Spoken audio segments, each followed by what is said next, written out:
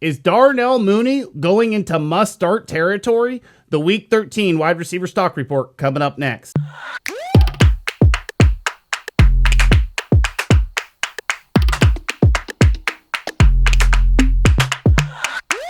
Welcome back from Thanksgiving weekend. I hope y'all had enjoyable extended weekend. You know, we're heading into the final moments of the regular season, at least for fantasy, and we're got the playoffs right around the corner. And what are the value of these wide receivers, these middle-level wide receivers heading into the playoffs? Do we want to keep them around? Do we want to add them? Do we want to drop them? That's what we're going to talk about today, heading into Week 13, and that's going to start with Darnell Mooney. Darnell Mooney, 72% rostered, a guy that honestly needs to be more rostered than that. This is a guy that needs to be in the 85, 90, 95% rostered territory. He has been slowly increasing his role in the Chicago offense. Is he a must-start guy? No. He's not a must-start guy, but he is moving into wide receiver territory, and he is a must-add if he's available on waivers. He has at least 12.4 PPR points in six of the last 8 games that he's played in. He's been extremely efficient for Chicago. They've been relying on him as Allen Robinson has been dealing with injuries this season. Darnell Mooney has been thriving, and he's basically been the only Chicago Bear really thriving this season, as we've been dealing with Andy Dalton and Justin Fields and Andy Dalton, and maybe they're going back to Justin Fields, and who knows what's going on at the running back position. And David Montgomery started off with a bang, but now he's kind of whimpering. But Darnell Mooney has had a couple down games, but for the most part has been booming this season. He's got a favorable playoff schedule, and in the last 2 games, we're talking about a guy with 24 targets, 244 yards, and a touchdown. He's been very, very good, especially in PPR formats, and he is a guy that needs to be added and needs to be thought of as a guy that could be a wide receiver too in the playoffs. He has a very playoff-friendly schedule, and like I said, he himself has been pretty efficient 75% of the time in the last 8 games. This guy has scored at least 12.4 PPR points. That's pretty good. That's better than a boom-bust flex. It's not quite a wide receiver 2 yet. I believe in PPR format, he is wide receiver 25, so he's a high-end wide receiver 3 at the moment, but he is a guy that has been creeping into that wide receiver 2 territory. A guy that really, you gobble this guy up if you see him out there on waivers, and a lot of waivers have already passed, so he's just at this point a free agent, and that's DeVante Parker. 42% rostered, so he's out there in 58% of ESPN leagues. He's returned to practice, should be returning to the field, if not in Week 13, Week 14, and we're talking about a guy who has at least 7 targets in every game he has played this season. He has been a target hog for Miami, and Miami has slowly been getting their shit together on offense. And lo and behold, that coincides with the fact that Tua Tagovailoa, God damn, that one's a hard one. That Tua is back in the lineup. And we're talking about a guy that has at least 81% completion percentage the last 2 weeks for the Miami Dolphins. I think last week he was 87%. Week 11, he was 81%. Like, he is completing his passes at a super efficient level. And if you're going to give, Parker anywhere from 7 to 11 targets, there's a really good opportunity. Those are high value targets, by the way, that Parker's going to be giving you at the very least flex-worthy numbers in Week 13 if he can make it. If not, Week 14 and beyond, because this is a guy who has been pretty decent for you when he's been on the field. Thing is, he hasn't been on the field lately. He's been on IR. A lot of people dropped him, and that can be good for you if you are trying to bolster that wide receiver core heading into the playoffs. This is a great ad for anybody trying to bolster that wide receiving core heading into the playoffs. Some guys to keep your eye on. I don't know if we're quite in the ad. I have this guy as an ad for the playoffs. I don't know if he's quite there yet, but that's Kendrick Bourne, 24% rostered. So he's out there in a lot of ESPN leagues. And right now he's very much a boom bust flex, but the last couple weeks he has been booming. 23.1 PPR points and at least 23.1 PPR points in 2 of his last 3 games. So when he's booming, he's been booming very, very well. He's scoring a lot of points, but when he doesn't boom, he definitely leaves a little bit of a sour taste in your mouth. Now, I will say, we have improved QB play for Mac Jones. Every week, he's seemingly improving. He's getting better and better and better. And, when we're talking about Kendrick Bourne, we're talking about high-value targets. Now, that also leads to lower completion rates, So the volatility from week to week with a guy like Kendrick Bourne makes him definitely a boom-bust flex. And he has busted more than when he has boomed this season. However, he has boomed more recently than he has busted. So to me, like I said, if you got room, this is a speculative ad, but still on my watch list, not somebody I'm quite ready to go out and use a roster spot on. But we are getting to the point where we just kind of want to cement in those roster spots for the playoffs. So he's got a little bit of time to show that he's worthy of a roster spot, but I pretty much just want those spots for guys that I think are going to be useful heading in the playoffs. So now we're starting to look at schedules and stuff. So he is a guy, though, like I said, high value targets. I do think he has some decent matchups in the playoffs. So the guy we want to keep our eye on. Another guy to keep our eye on coming, coming out of 19 targets in the last 2 weeks. Keeping our eye on this guy. I believe, he's on a bye this week. I believe he's on a bye. Marquez Valdes-Scantling. Yes. Green Bay on a bye. 10% rostered. 90% available. 19 targets in the last 2 weeks. Now, we've been here before with Marquez, right? We've definitely been here before.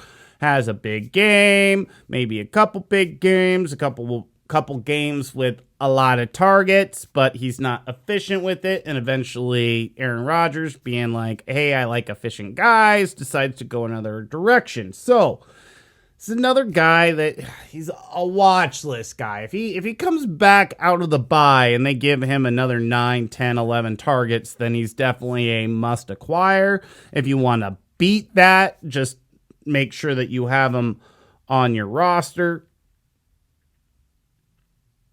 Yeah, I would probably get him out of the bye. I'm not investing in him this week. I'm not investing a roster spot on him this week, but he does have valuable big play targets, a favorable schedule the rest of the season, and Aaron Rodgers throwing the ball. So there are lots of things that you can point to be like, man, if somehow all of a sudden, all these seasons later, like 3/4 of the way through 2021, Marquez starts getting his shit together, then he's an ad. But I don't really see all of that coming together. So I don't really think Marquez is an ad. I'm still keeping my eye on him, but I kind of want to let one of my opponents try and waste a roster spot on him. And if it doesn't work out, it doesn't work out. I would like to encourage you to like, share, and subscribe to the channel. And all the subscriptions obviously help. all the views, help grow the channel, and will help encourage me to continue to bring this content in the off season. I very much view the off season as just a continuation. And that's how, if you stick with it in the off season, really helps keep you more competitive in the coming season. So I will be doing some educational videos in the off season. So I hope you subscribe so you can see those when they come out, and you'll be a little bit more ready for 2022. Guy that is moved into that droppable territory. I am still trying to hold him, and this is more of just probably unrealistic hope, but that's Kadarius Toney. Not very many managers out there rostering this guy anymore. He's 40% rostered, and I can't blame fantasy managers for dropping him. Like I said, he's moved in the droppable territory. We saw those flashes. We know it's there. It's bottled up. It's not all Toney, right? Like, the New York Giants have been so fucking bad, right? But he's shown nothing since week 5. And week 5 was really nice. Those 29.6 PPR points, those were fucking nice. But that was it. That was it, guys. Like, exploded his whole load in week 5. But I don't think that's all him. But the fact is that the corpse is getting healthier. The wide receiving core is getting healthier. Slayton's back. Galladay's back. Fucking, Sterling Shepard maybe he's coming back. We don't even know if Kadarius Toney's going to play in week 13. But he has definitely some desperate, week 13 upside going against an exploitable Miami defense. But it's just, this guy, if you need a roster spot, you need to pick up one of these other guys, a running back, whatever. Kadarius Toney has moved into the you can drop him territory. Unfortunately, another guy. And this is just so unfortunate because I just had so much hope for this guy coming into the season, being a wide receiver 2 with wide receiver 1 upside, and now he's basically a desperate flex to droppable, and that's Jerry Jeudy. 81% rostered. I did drop him in one of my leagues this week to pick up Alexander Mattison. It sucked, but honestly, I don't think he's going to get picked up, and I don't think he should. Why? Well,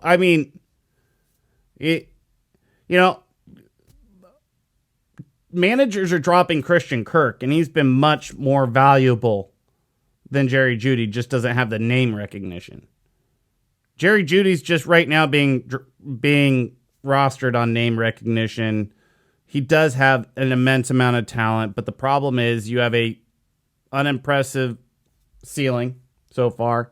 13.1 PPR points. It's the highest he's shown so far in 2021. Granted, he was injured for a significant part of the season. So far, since he's been back, no touchdowns. So none of those big, huge, explosive plays, those 30-yard plays that we were seeing every week in preseason. Lo and behold, easy to rip off 30-yard receptions against, 3s and 4s, right? You've got to deal with other mouths to feed. You got Sutton, Patrick, Fant. The ineptitude of this offense. It's such a low-scoring offense. It's one of the lowest-scoring offenses in the NFL. Teddy Bridgewater's averaging like 1.4 touchdowns a game. Like, are you fucking kidding me? Like, it's so do you? It's the same thing with Cortland Sutton. Do you want to put either of these guys in your lineup for the playoffs? The only one that I think is really a hold at this point is Jerry Jeudy. Like I said, right now he's still a desperate flex play. He has shown, more games than not to be the target hog when he's on the field.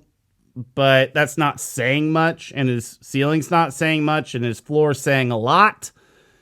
And right now, we need guys that can help us in the playoffs, and that's our number one thing. We need guys that can help us in the playoffs, and I don't know. He's got a tough schedule if Jerry Jeudy's going to be that guy, if we can trust him. And it is a trust thing at this point, right? Because we need to trust the guys that we're deploying in the playoffs because we need to win.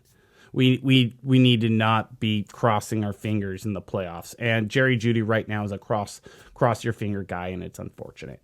And finally, man, this is like, these last two are really tough for me.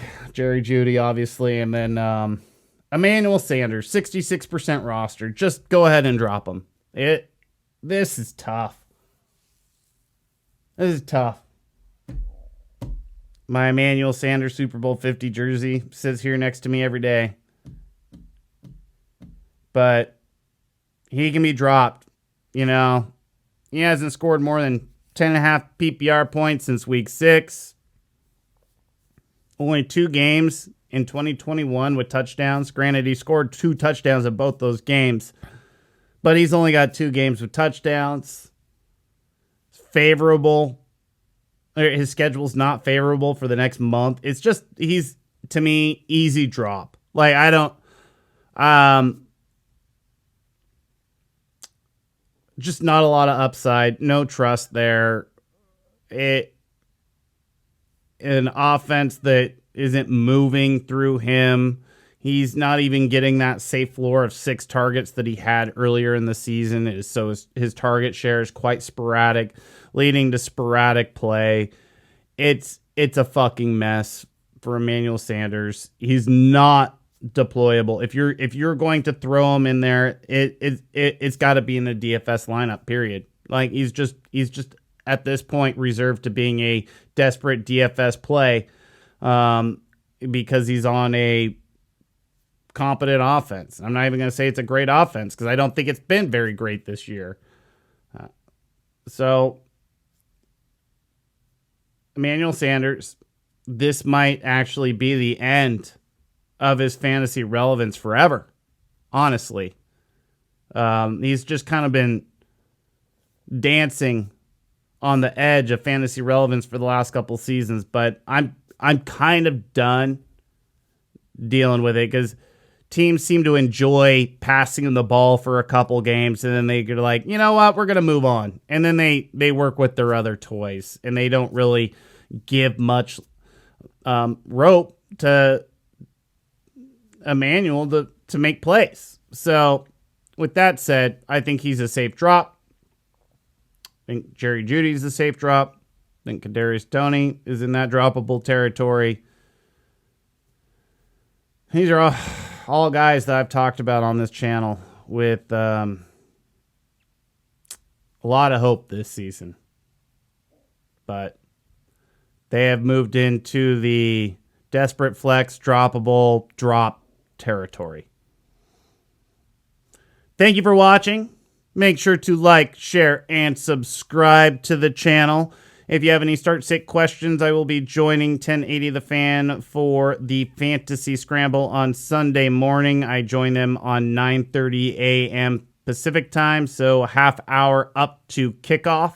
You can send in your start-sit questions, 503-250-1080, and listen live on Odyssey.com. I will have the link for the station in the description of the video below. Thank you again for watching.